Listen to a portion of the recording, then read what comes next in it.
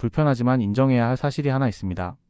지금 여러분이 흘리는 그 피땀 어린 눈물이 오히려 지방을 더 꽉 붙잡게 만들고 있다면 믿으시겠습니까? 쇼츠 보고 오셨나요? 운동하는데 지방을 저장한다는 제 말에 많이 당황하셨을 겁니다. 하지만 이건 단순한 자극이 아니라 여러분의 몸 안에서 실시간으로 일어나고 있는 생물학적 사실입니다.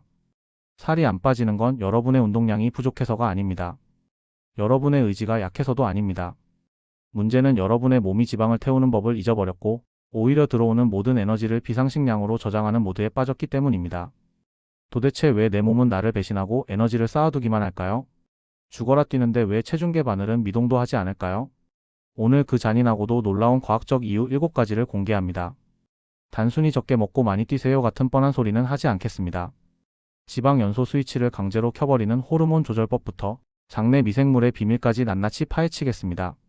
이 영상을 다 보고 나면 내일부터 여러분의 다이어트는 완전히 다른 차원으로 진입할 겁니다. 여러분의 상식을 송두리째 뒤집을 이야기 지금 바로 시작합니다. 호르몬의 역습, 스트레스와 지방 저장의 메커니즘.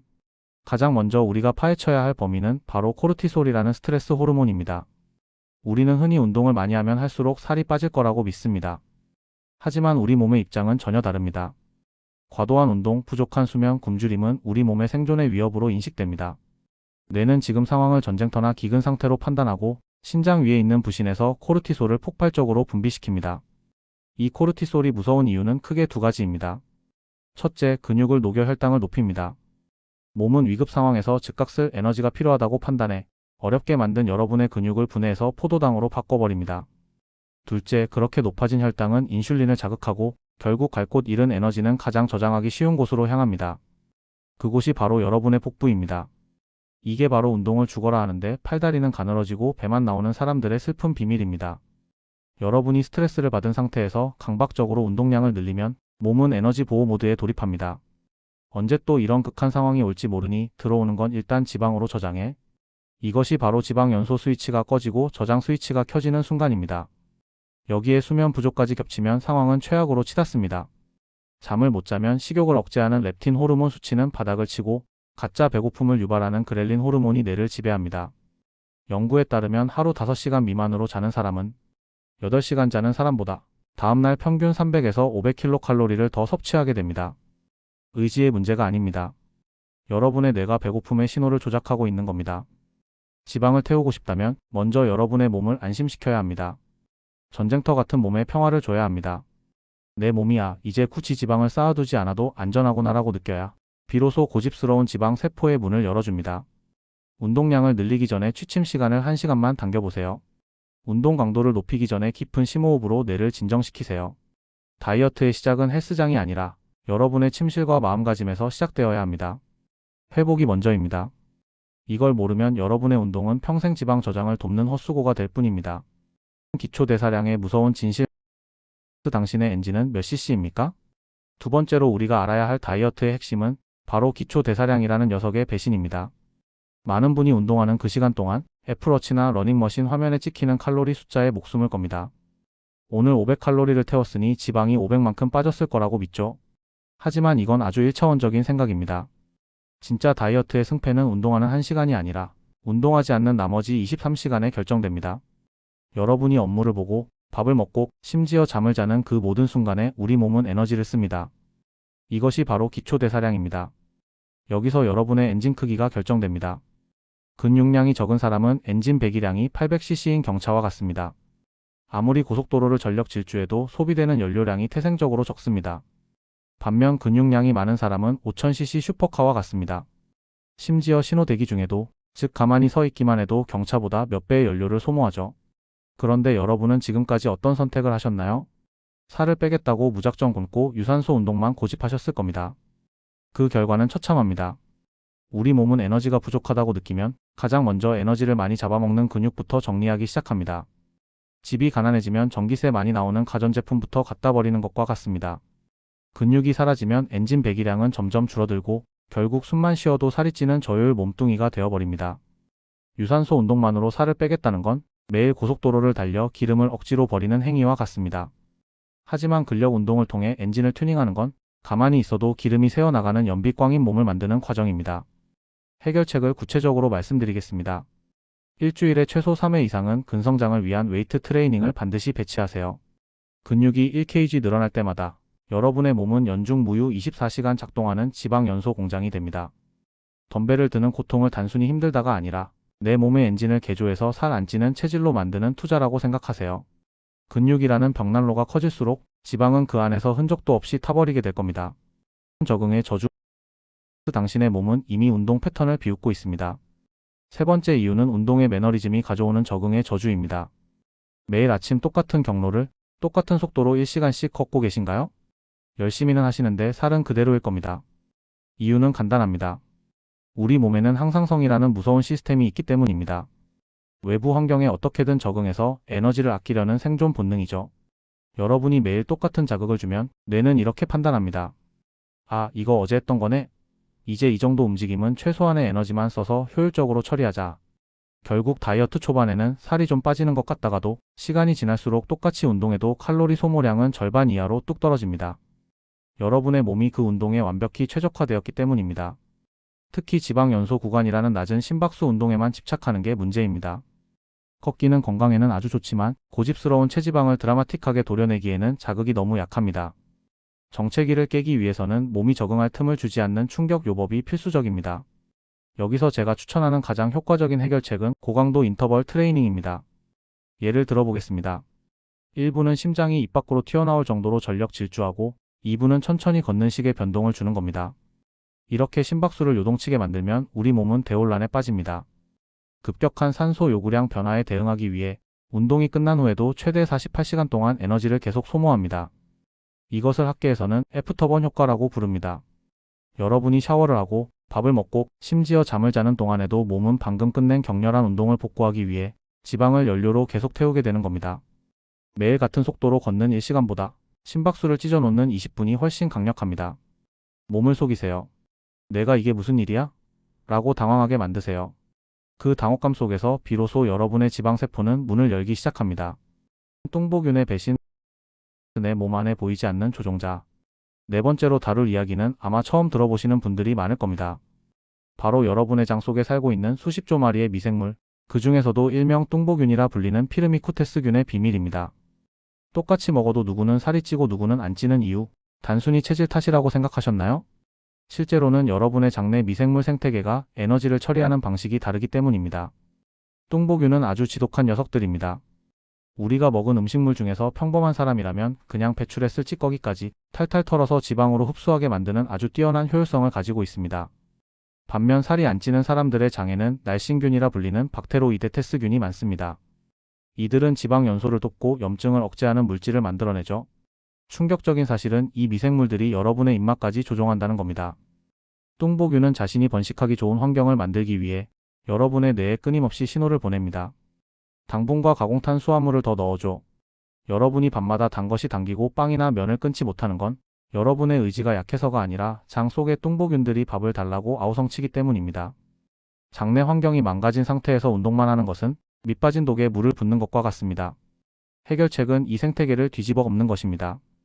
가장 먼저 해야 할 일은 설탕과 인공감 미료를 끊는 것입니다. 이들은 뚱보균의 가장 강력한 먹잇감이 됩니다. 대신 식이섬유가 풍부한 채소와 발효식품을 넣어주세요.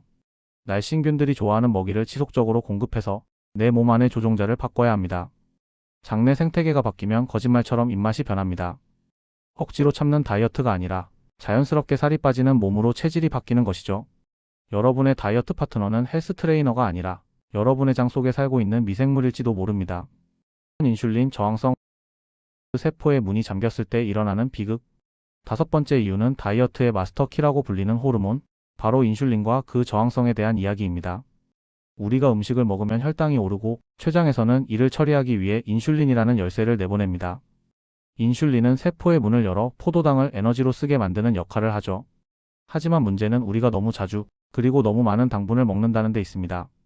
인슐린 열쇠가 시도 때도 없이 세포 문을 두드리면 세포는 결국 피로를 느끼고 문을 걸어 잠가버립니다.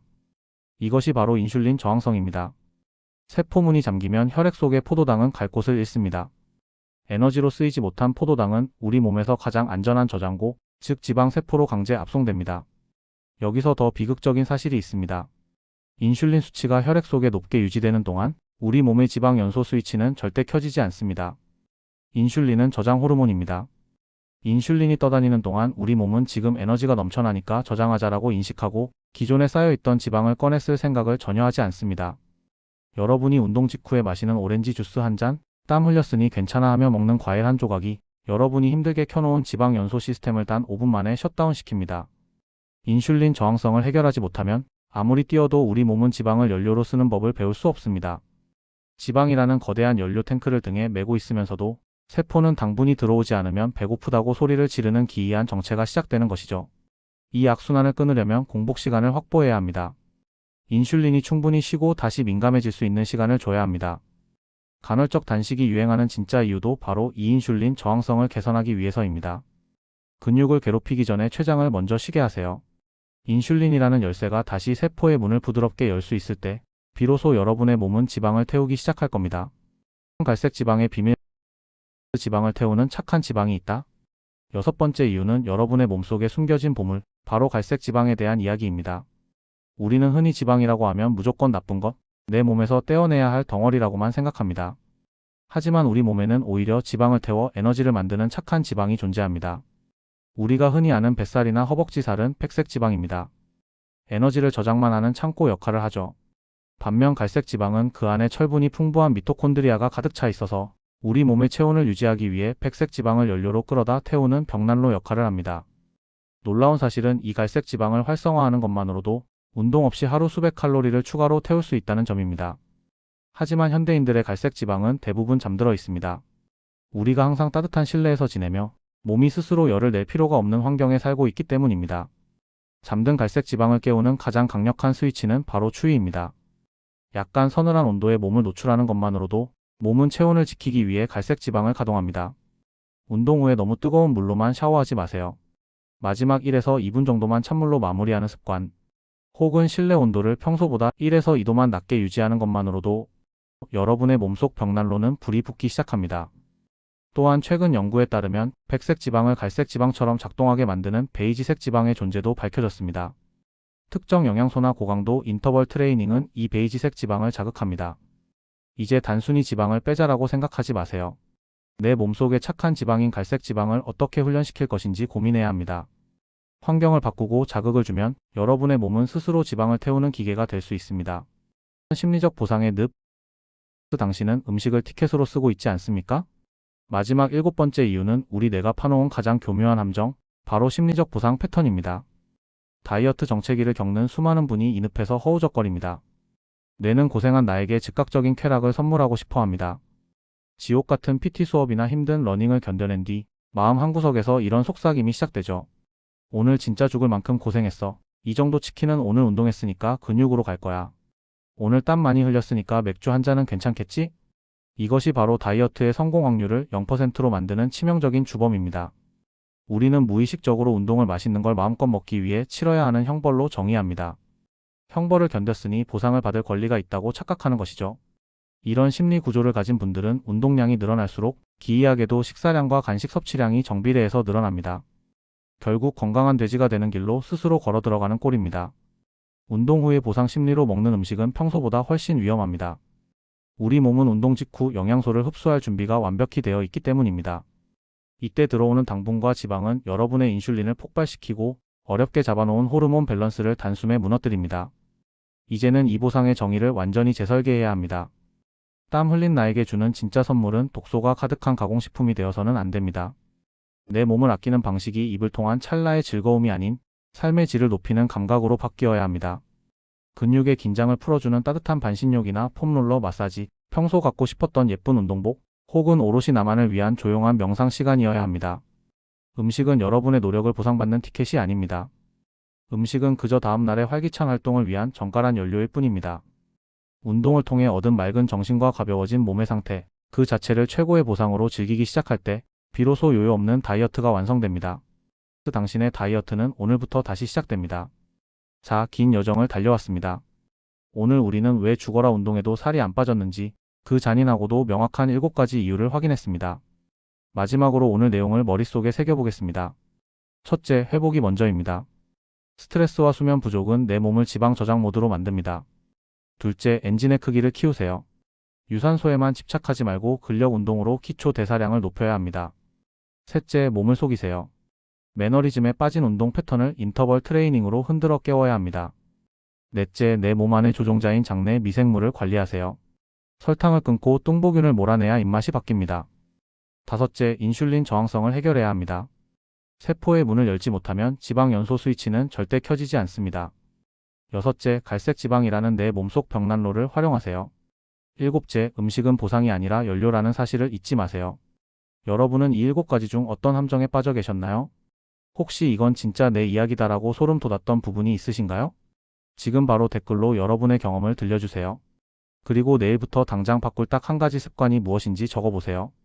여러분이 댓글을 쓰는 순간 그 생각은 단순한 지식을 넘어 여러분의 실천 의지가 될 것입니다. 다이어트는 나를 괴롭히고 학대하는 과정이 아닙니다. 내 몸의 시스템을 이해하고 그 원리에 맞춰 나를 더 건강하게 튜닝하는 정교한 기술입니다. 오늘 영상을 통해 여러분의 상식은 완전히 바뀌었습니다. 이제 남은 것은 올바른 방향으로 나아가는 것뿐입니다. 다음 영상에서는 더 구체적으로 들어갑니다. 전체적으로 살이 빠져도 유독 이것 때문에 고통받는 분들이 많죠. 바로 유독 배만 나오는 분들을 위한 뱃살 저격 호르몬 관리법입니다. 팔다리는 가늘어지는데 왜 뱃살만 고집스럽게 남아있는지 그 실체를 낱낱이 파헤쳐 드리겠습니다. 오늘 내용이 도움이 되셨다면 구독과 좋아요 부탁드립니다. 여러분의 응원이 더 깊고 유익한 건강 정보를 만드는 큰 힘이 됩니다. 지방을 저장하는 몸에서 스스로 지방을 태우는 몸으로 여러분의 변화를 끝까지 응원하겠습니다. 시청해주셔서 감사합니다.